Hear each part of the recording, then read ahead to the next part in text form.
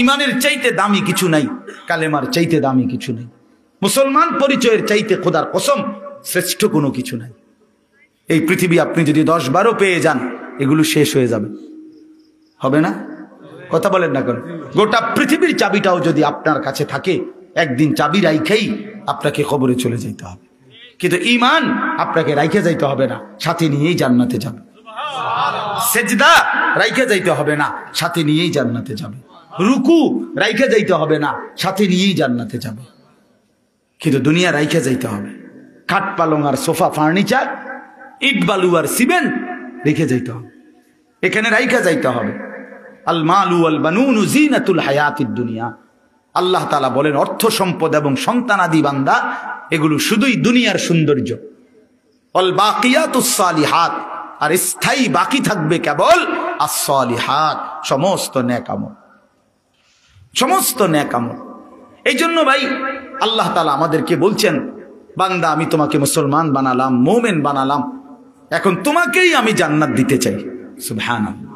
মূলত আল্লাহ তাআলা জান্নাত বানাইছেনই মুমিনের জন্য, জান্নাত বানাইছেনই মুসলমানের জন্য। বিশেষ পরিমাণ আখিরাতে কোনো বিনিময় পাবে না। দুনিয়া মিলবে কিন্তু আখিরাতে কি হবে না? বিনিময়। এই ভালো কাজের কোনো স্বীকৃতি নাই, কারণ ঈমানবিহীন আখিরাতে কোনো মূল্য নেই।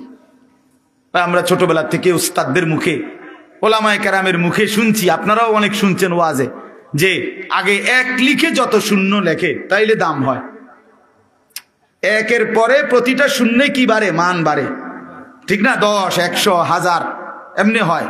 কিন্তু 1 না লিখে 1 কোটি শূন্য লিখলেও কি হয় না? কোনো দাম, কোনো সংখ্যা আসে না, কোনো হিসাব আসে না। 10,000 শূন্য একসাথে লিখলেও এটার কোনো পরিমাণ আসে না, মানে এটা কত হইল? 100টা শূন্য লিখছে, এখানে তো কত হয়েছে? কিচ্ছু হয়েছে না। কিন্তু 1 লিখে 100টা শূন্য লিখলে এটার একটা কি আসতো? মান আসতো। বুঝছেন কিনা? এই জন্য ঈমানবিহীন বাকি কিচ্ছুর কোনো মূল্য হয় না। ঈমানের সাথে এবার ইলাইহি ইয়াসআদুল কালিমুত তাইয়্যিব ওয়াল আমালুস সালিহু ইয়ারফাউহু। আল্লাহ বলে প্রথম আল্লাহর কাছে বান্দার ওঠে কি, মানে প্রথম আল্লাহর কাছে কি জমা হয়? বান্দার ঈমান জমা। কালিমায়ে তাইয়্যিব মানে লা ইলাহা ইল্লাল্লাহ মুহাম্মাদুর রাসূলুল্লাহ, এটা প্রথম জমা হয়। এরপরে নেক আমলগুলো ওই ঈমানকে আরো উপরে তুলতে থাকে, ঊর্ধ্বে উঠাইতে থাকে। এই জন্য আল্লাহ তাআলা আমাদেরকে ঈমান দিছেন, এখন আল্লাহ তাআলা আমাদের জন্যই জান্নাত বানাইছেন। তাহলে একটা জিনিস শুধু বুঝেন, যে আমাকে আল্লাহ তাআলা ঈমান দিছেন, ওইখানে আমার জন্য আল্লাহ জান্নাত রাখছেন, এই মাঝখানে শুধু একটা কাজ আছে, একটা কাজ। আল্লাহ বলেন, ঈমান আমি দিলাম, তুমি শুধু আর একটা কাজ করো বান্দা, সেটা হলো তুমি তোমার জীবনে তাকওয়া অর্জন করো। কি অর্জন করো? তাকওয়া অর্জন। ইয়া আইয়ুহাল্লাযীনা আমানুত্তাকুল্লাহ ইত্তাকুল্লাহ ইত্তাকুল্লাহ ইত্তাকুল্লাহ। তাকওয়া অবলম্বন করো, তাকওয়া। তাকওয়া চাই, তাকওয়া চাই, তাকওয়া চাই। মানে কি? মানে হলো 2 জিনিস। আল্লাহ তাআলা বলেন, আমার সবগুলো নিষেধ ছেড়ে দাও, সবগুলো আদেশ পালন করো। এরই নাম তাকওয়া, এরই নাম তাকওয়া। আপনি যদি বলেন আমি পারবো কিনা, ওই আগেই বলছি, আল্লাহ তাআলা আল্লাহকে মানার পুরা যোগ্যতা আমাদের শরীরের মধ্যে দিয়েছেন। এমন কোনো হুকুম নাই যেটা বান্দা পারবে না, এমন হুকুম আল্লাহ দেয় নাই। এমন কোনো বিষয় নিষেধ করে নাই যেটার কারণে বান্দা মুশকিলে পড়ে যাবে না। আল্লাহ এমন জুলুম আল্লাহ করে না। আল্লাহ তাআলার জন্য জুলুম সাজে না। এই জন্য আল্লাহ তাআলা কোনো হুকুম বান্দার উপরে অসম্ভব, অযৌক্তিক এমন দেয় নাই। তাইলে আল্লাহ তাআলা বললেন, বান্দা ঈমান তো আমি জন্মসূত্রেই আলহামদুলিল্লাহ দিলাম, এবার তুমি তোমারে তাকওয়া মানে গুনাহগুলো ছেড়ে দাও এবং নেকগুলো অর্জন করো, বিনিময়ে আমি আল্লাহর জান্নাত আমার থেকে বুঝে নাও।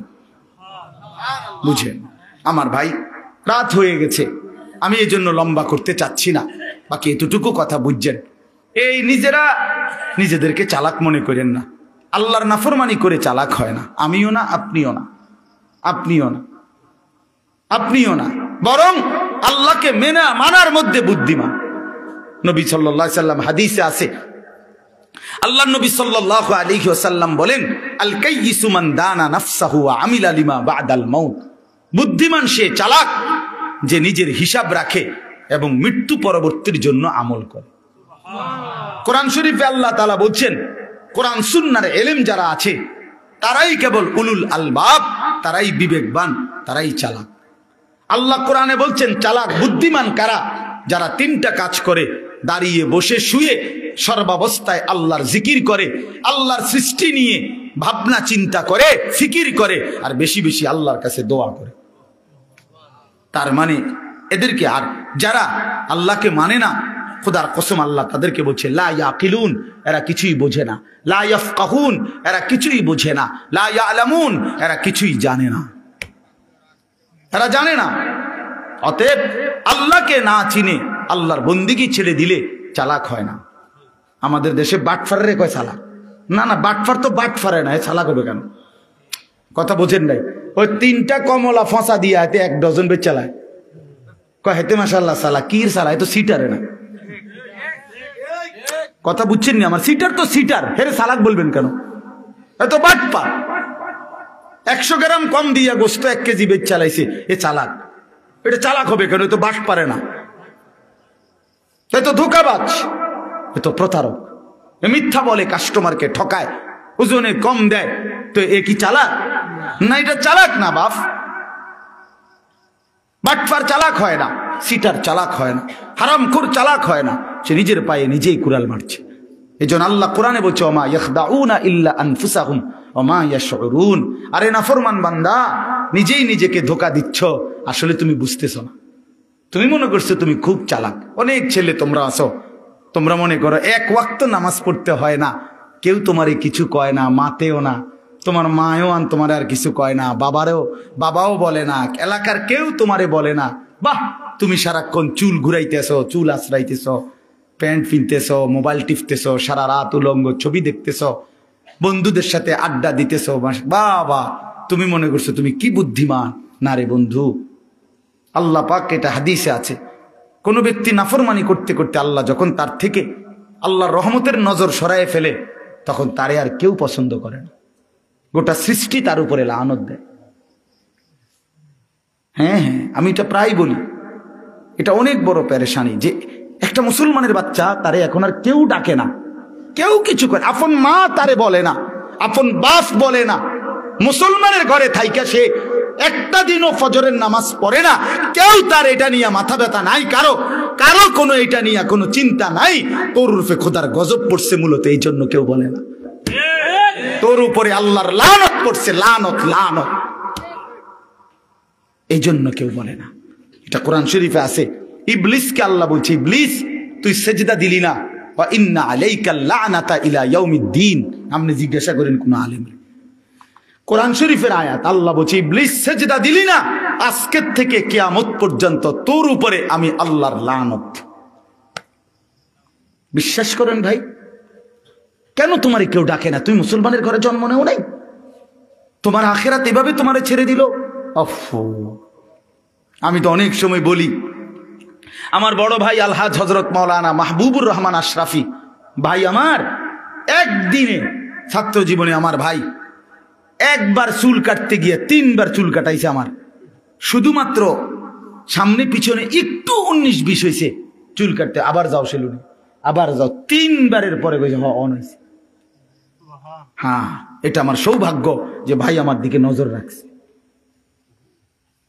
নজর রাখছে।